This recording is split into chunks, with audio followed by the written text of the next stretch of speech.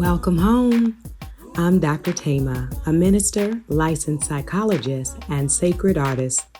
And this is Homecoming, a podcast to facilitate your journey home to yourself. While I will provide weekly inspiration and mental health tips, this podcast is not the same as personalized therapy. I'm so excited you're on the journey. If you want to request specific topics or to submit a poem for me to read on the podcast, email me at homecomingpodcast@gmail.com. Also, to build our community, don't forget to like, subscribe, and share. Let's begin. Welcome home, Cojourners. I'm glad you're here for another episode, and I'm excited that we have two poems to share for today. The first one is from Danny Winston, and it's called Homecoming. Walk with me as we look for better days. You have no more guilt and no more shame. You have been wrong and you have been to blame. And here you are opening up and being brave. You know that smile lights up a room, and that soul of yours knows how to groove. Stop with the endless battle. You have nothing to prove. Even if you did, you would probably still lose, because not being authentic is like walking on hot pavement with no shoes. Be yourself and let God do the rest. Work hard and give every day your best. Let your light shine directly from your chest. That means live by your heart and get out of your head. Surely this won't be easy, and maybe you will feel scared. Always remember, God made you fully prepared. Dare to walk with confidence and lift yourself up, because if you hold back, you may never find self-love. So embrace the whole you, the curves, the scars, and embarrassing moments. You are who you are, and it's time that you show it. Your soul deserves to be set free, and your body deserves to be at peace. Take a few deep breaths and continue to live with ease. Thank you so much for your poem. We so appreciate it. And I love that you entitled it Homecoming 2022. So you are on this journey with us, Danny, and we are trying to walk with confidence and to be our whole selves, to be our complete selves. And I want to also share a piece by Denise Bozart. And Denise's poem is entitled Nature's Freedom. I have always connected with nature, out where the trees are swaying, dancing the wind, flowers dipping their heads in time to the beat of the breeze. In the open spaces, I feel free, no one to catch me unawares, no arms, lips, or words to entrap me. Instead, my heart soars up into the clouds to sail with the birds. Yes, thank you so much, Denise, and really reminding us of the importance of getting into spaces where we can feel safe to soar, to shine, to not always have to be in warrior mode, to not live perpetually in combat mode. And that is what our topic is on today. Coping with hypervigilance. And hypervigilance is a trauma response. And as a result of experiences where we were not safe, where we were threatened, you can feel perpetually on guard. It comes from having been in a hostile environment or an abusive environment. And so you can feel it physically and emotionally, that it is hard to, as our poet said, it's hard to be at ease. It's hard to be relaxed because you are constantly bracing for the next attack or for the next person who will try to take advantage or for the next disaster. And so I invite you to think about what resonates with you around hypervigilance. Could be connected to post-traumatic stress disorder. And so as a result, constantly being in fight or flight mode, you may end up overreacting to experiences. It may be hard for you to connect with others. You may respond to things in a way that sometimes does not match the reality of what is happening, but you are guarded and defensive, and it's understandable, right? When we look at your life history, it makes sense that you would be guarded. And at the same time, I invite you to reflect on what it has cost you. So has being guarded or defensive or protective made it difficult for you to build friendships or relationships? Has it created difficult tensions and dynamics in your family or in your workplace? What has occurred as a result of the hypervigilance? So the aim is to try to keep yourself safe, but there is a way that we can be in such a combative mode that it ends up creating difficulties in various aspects of your life. And so it is important for us to think about ways that we can shift physically and emotionally, also how we can pay attention to our behaviors. What have you been doing as a result of the hypervigilance? Does that result in you overworking, always trying to be ahead of things because you feel you have to prevent disaster, but that ends up with you being harsh with yourself and unreasonable with even your expectations of yourself? Have you tried to manage the hypervigilance with substance dependence or with food? Have you tried to manage the hypervigilance with avoidance? So you don't interact with people, you don't engage socially, because it is so much emotional labor for you to try to weed through who is safe and who is not, that you end up just staying home and disconnected.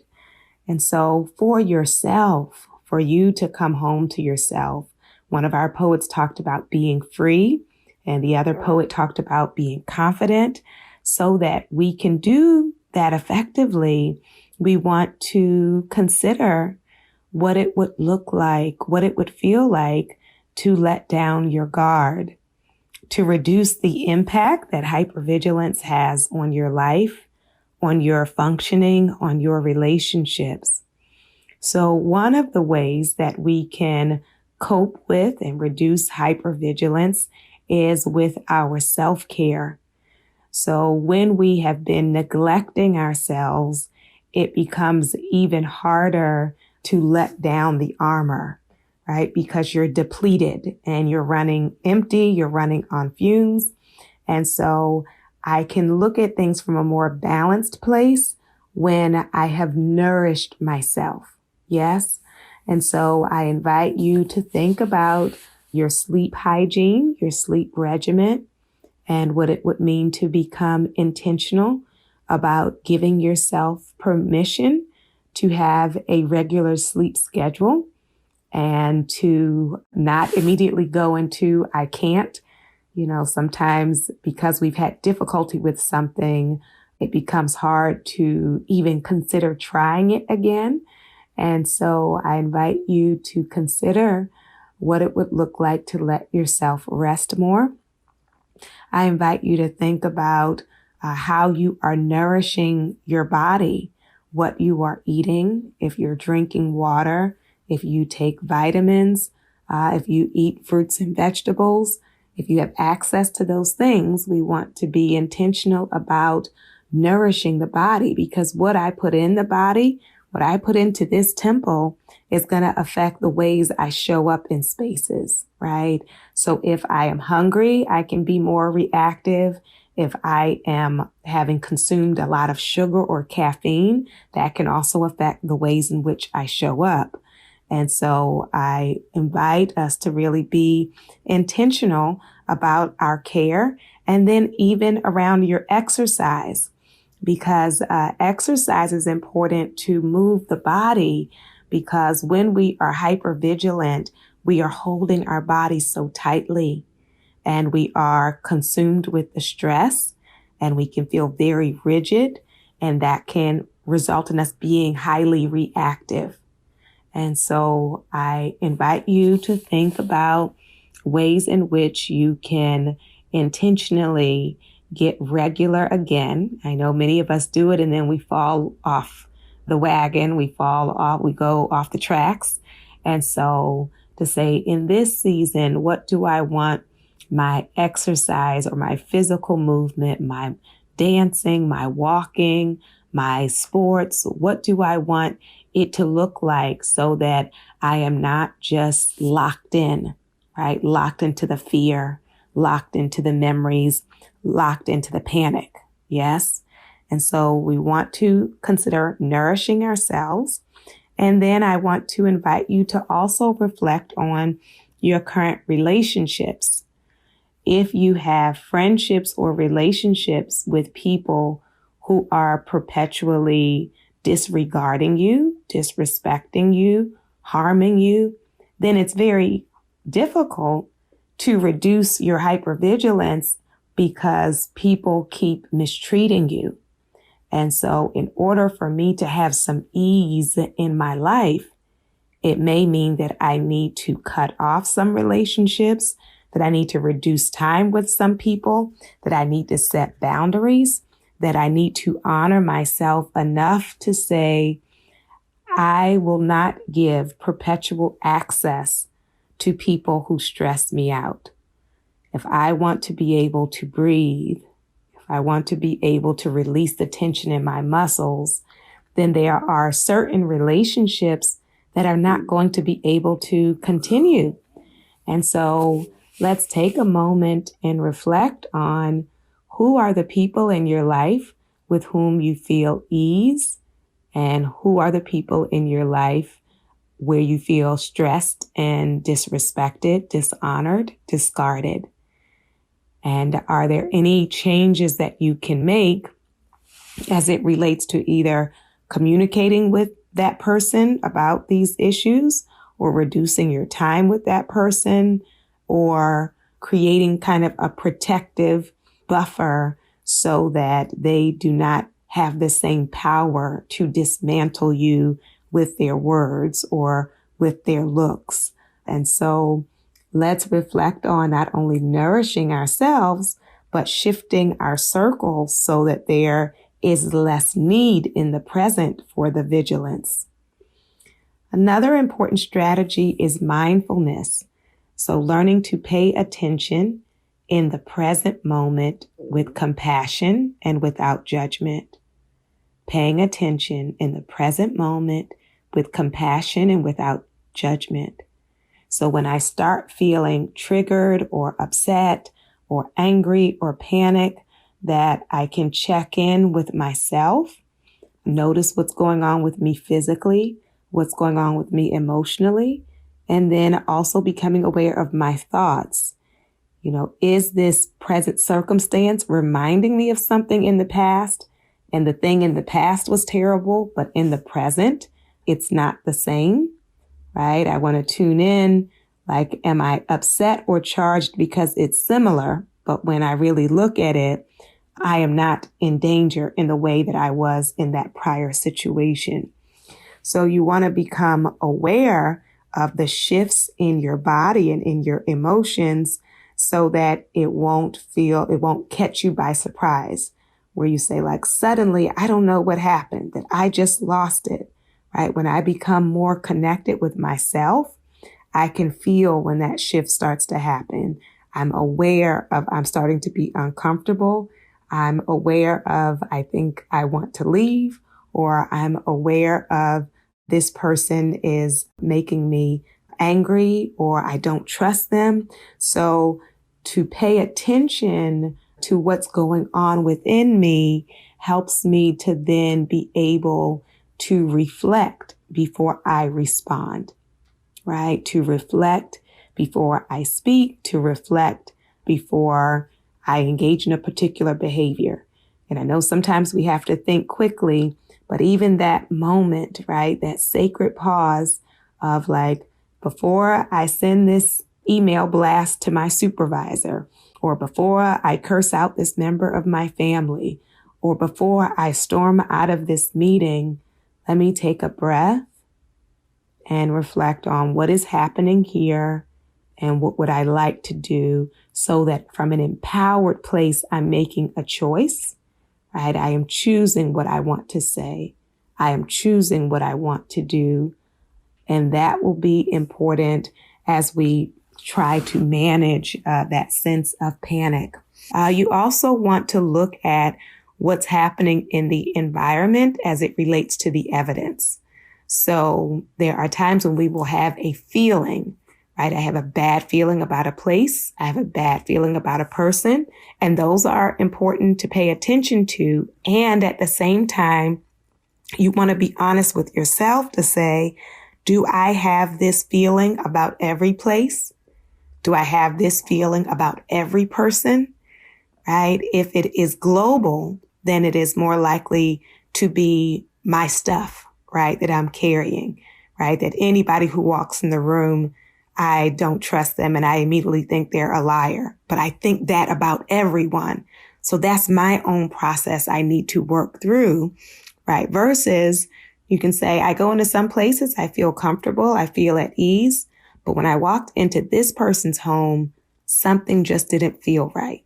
Okay. So we can honor that and know this isn't happening all the time with everything, but I want to pay attention in this moment. So now I'm going to scan the environment to see if I can detect what in this space may be giving me that feeling, right? When I'm uncomfortable with a person, and I know I don't get that alarm for every person, but something about this specific person, then I want to reflect on what might that be, right? Is it the way they look? Is it the way they looked at me? Is it something they said? Is it I saw how they were interacting with these other people? So you want to be observant of yourself and of your own process so that you can respond from a place of feeling grounded, right? Instead of feeling overwhelmed. And so as we engage in those behaviors, we recognize that there is a way that we can calm ourselves, that there is a way in which we can connect with ourselves. And so one of those strategies is by taking cleansing breaths. So when I am panicked, I often hold my breath. I might lock my jaw. My shoulders and back may be very tight. My stomach might feel uneasy. And so I invite you in those moments, if it's not the kind of situation where I scan the environment and there's danger and I need to quickly get out of here, but if instead I'm not really sure what's happening and I'm not clear if it's me or if it's the person or if it's me or the environment, to give myself permission to take breath and to take pause. And so you might want to just rest your hand on your chest, on your heart, or on your belly, and just inhale through your nose and exhale through your mouth. And as you begin to take those breaths, you'll notice the heart rate begin to slow down. You may notice that if you started sweating, that the sweating can stop. You can notice that if you were having difficulty breathing when you slowed down, then you were more easily able to breathe. As you take those breaths, you may notice your back and your shoulders relaxing and your jaw relaxing. And so then from that place of being centered and grounded, I can evaluate what's happening and decide how I want to move forward. We also want to give ourselves compassion for the fear and the panic. As I said, there's a reason why that happens for you. So you may have a trauma history. You may have a history of neglect or abandonment. You may have a history of some very painful experiences. And so we do not want to judge ourselves harshly for that hypervigilance, even as you're trying to work on it, right? So I can have compassion for myself. I know why these situations are tense for me. I know why this is difficult for me, and I'm going to get through it, right? I'm going to be present with myself without harshness or judgment, but with self-compassion, and to recognize my fear, my panic, my stress, my vigilance, and to give myself that nurturance of saying it makes sense, right? I make sense, even if this circumstance turns out to be a safe situation.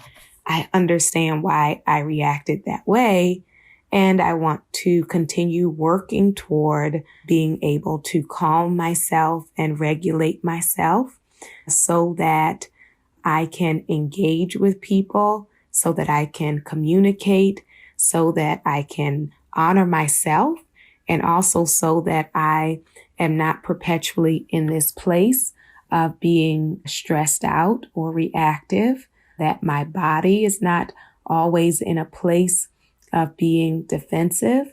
And so I give myself the gift of ease. I give myself the gift of breath. I give myself the gift of compassion. And I give myself the gift of safety. So safety to the best of my ability and boundaries to the level of my ability so that I am aware that I am deserving of safety and respect, even if I have not always had them. That I am aware and intentional that I am deserving of peace in my mind, in my heart, in my body, in my spirit. That even though I may have gotten through childhood or adolescence in warrior mode, I make a decision on today that I don't want to live in warrior mode. I make a decision on today that I don't want to be combative all the time with everyone, that I will stop saying that's just who I am and recognize that my wounds have affected my style and my approach and my body, my nervous system, my thoughts. And as I heal, I open myself to shifting. As I heal, I open myself to shedding some of my old ways, old habits, old thought processes, so that I can meet the peaceful me, so that I can meet the settled me, so that I can meet the grounded me, so that I can meet the breathing me again or for the first time. This is an important part of your journey, and I'm excited that you are on it with all of us. And we have exciting news that this is the week of our book release. Thank you all so much for being a part of this journey. The homecoming book, Overcome Fear and Trauma to Reclaim Your Whole Authentic Self, will be in bookstores this week. And so you can also order it online by going to my website, drthema.com/homecoming. And I look forward to you all not only having the podcast, but making this journey with the book in your hands, or the audio book is an option as well. We are worthy of safety. We are worthy of ease. We are worthy of peace. I invite your soul to tell your heart, mind, body, and spirit, welcome home.